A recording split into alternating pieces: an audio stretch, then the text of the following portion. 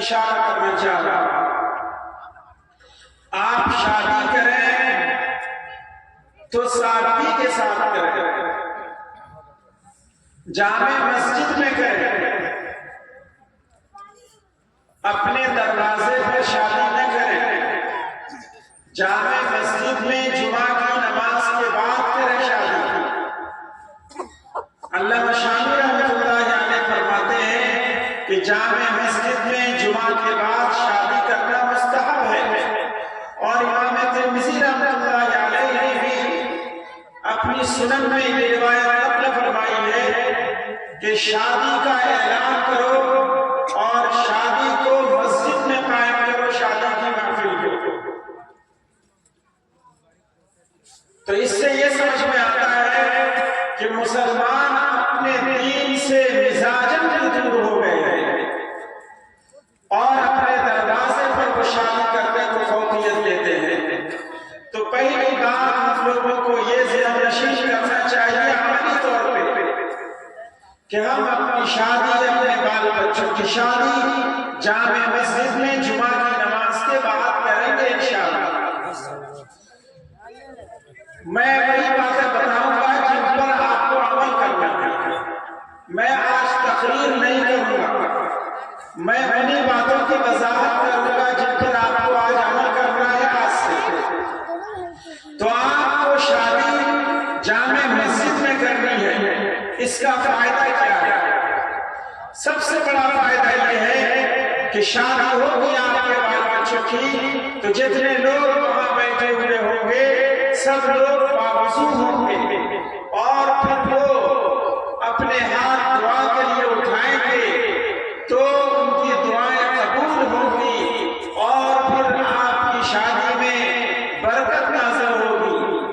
لیکن اگر آپ دروازے پہ شادی کرتے ہیں تو جو لوگ بھی بارات میں آتے ہیں وہ باوضو نہیں ہوتے ہیں، اس لیے ان کی دعاؤں میں وہ اثر نہیں ہوگا جو جامع مسجد میں بیٹھے ہوئے نمازیوں کی دعاؤں میں اثر ہوگا۔ اس لیے ہر مسلمان کو چاہیے کہ اپنی اس کمی کو دور کرے اور اپنے دل میں جو یہ انا بیٹھا رکھی ہے، اپنے دل میں جو یہ بیٹھا رکھا ہے کہ کیا ہمارے پاس اتنی طاقت نہیں ہے کہ اپنے دروازے پہ 50 لوگوں کا ہاتھ بلائیں، یہ سب شیطان کے وسوسے ہیں۔ آپ ان سے باز آئیے اور مسجد کو نکاح کے لیے منتخب کیجئے۔ پہلا فائدہ جو سب سے بڑا فائدہ یہ ہوگا۔ دوسرا فائدہ یہ ہوگا کہ ٹینٹ کا خرچہ اور ہر طرح کی جو نحوستیں آتی ہیں شادی کے محفلوں میں، یہ ساری نحوستیں مسجد سے دور رہیں گی، آپ کی شادی بہترین ماحول میں ہوگی۔ اب ٹینٹ کا خرچہ 10,000، 20,000، 30,000 کا آپ چاہیں تو اپنے بیٹے اور بیٹے کی شادی میں برکت کی نیت سے مسجد کو دے دیں، اور اگر 30,000 آپ نہیں دے سکتے ہیں تو 5,000 دے دیں۔ آپ کی وہ عبادت جو مسجد کی ہے وہ آپ کے مصرف میں استعمال بھی ہو گئی اور آپ کی وجہ سے مسجد کو فائدہ بھی ہوگا۔ دوسرا فائدہ یہ ہوا۔ تیسرا فائدہ یہ ہے کہ دروازے پہ شادی کرنے کی صورت میں آپس میں اختلاف و انتشار بھی ہوتا ہے، لوگ وہاں پہ مختلف طرح کی باتیں بھی کرتے ہیں۔ تو اگر آپ مسجد میں شادی کرتے ہیں تو مسجد میں اختلاف و انتشار کرنے سے لوگ باز رہتے ہیں اور وہاں پہ ان کو کسی طرح کی آواز اٹھانے سے سوچنا پڑے گا۔ تو یہ تیسرا فائدہ ہوا۔ ان تین فائدوں کی روشنی میں اب آپ کو طے کرنا ہے کہ شادی دروازے پر کرنی چاہیے، شادی محل میں کرنی چاہیے، یا بڑے بڑے ہالوں میں کرنی چاہیے، یا پھر شادی آپ کو جامع مسجد میں کرنی چاہیے۔ اللہ کے رسول صلی اللہ علیہ وسلم نے فرمایا کہ بابرکت شادی وہ ہے جس میں کم خرچ ہو، بابرکت شادی وہ ہے جس میں کم خرچ ہو۔ آپ کے علماء کرام نے بڑے درد کے ساتھ بیان کیا کہ شادی اتنی مہنگی کر دی گئی ہے، شادی اتنی قیمتی بنا دی گئی ہے کہ آج زنا آسان ہو رہا ہے اور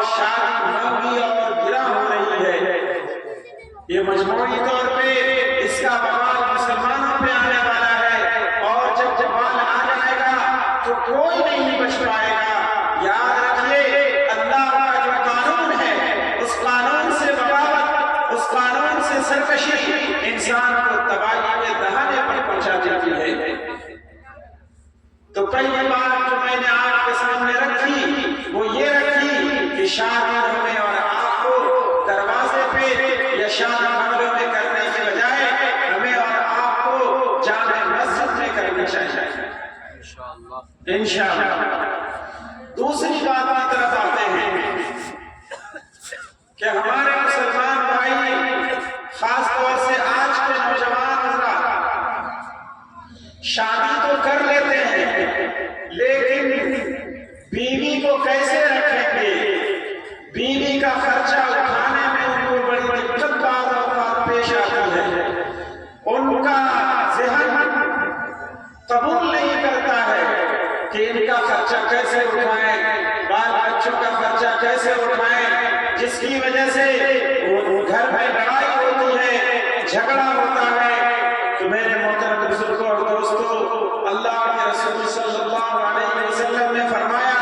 کہ جو شخص اپنی بیوی کو خوش رکھے، اپنے بال بچوں پہ خرچ کرے، اپنے بال بچوں کو خوش رکھے، وہ تم میں کا سب سے بہترین آدمی ہے، وہ تم میں کا سب سے بہترین آدمی ہے۔ اللہ کے رسول صلی اللہ علیہ وسلم نے فرمایا اگر ہمیں اور آپ کو بیوی سے جھگڑا ہوتا ہے کسی بات کی وجہ سے، مثال کے طور پہ بیوی آپ کی بات نہیں سنتی ہے یا بیوی کا مزاج گرم ہے، آپ کا ان سے مزاج نہیں بنتا ہے، تو اللہ کے رسول صلی اللہ علیہ وسلم نے ایک حدیث میں فرمایا کہ تم اس کی دوسری خوبی پر نظر کرو، اگر وہ غصہ والی ہے، وہ تمہاری بات کو نہیں مانتی ہے، وہ تم سے لڑ پڑتی ہے، تو تم دیکھو کہ اس کے اندر دوسری خوبی تو ہے، وہ خوبی یہ ہے کہ تمہارے مائبانے میں تمہاری عزت کی حفاظت کرتی ہے، وہ تمہارے مائبانے میں تمہارے مال کی حفاظت کرتی ہے، وہ تمہارے مائبانے میں تمہارے گھر کی حفاظت کرتی ہے، وہ تمہارے مائبانے میں تمہاری تعریف کرتی ہے، وہ تمہارے مائبانے میں تمہارا خیال کرتی ہے، وہ تمہارے مائبانے میں تمہاری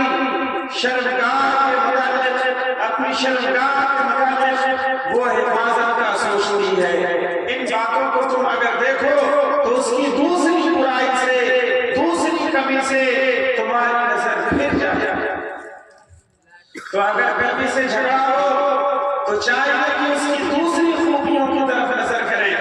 انشاءاللہ الرحمن پھر بیوی سے جھگڑا نہیں ہوگا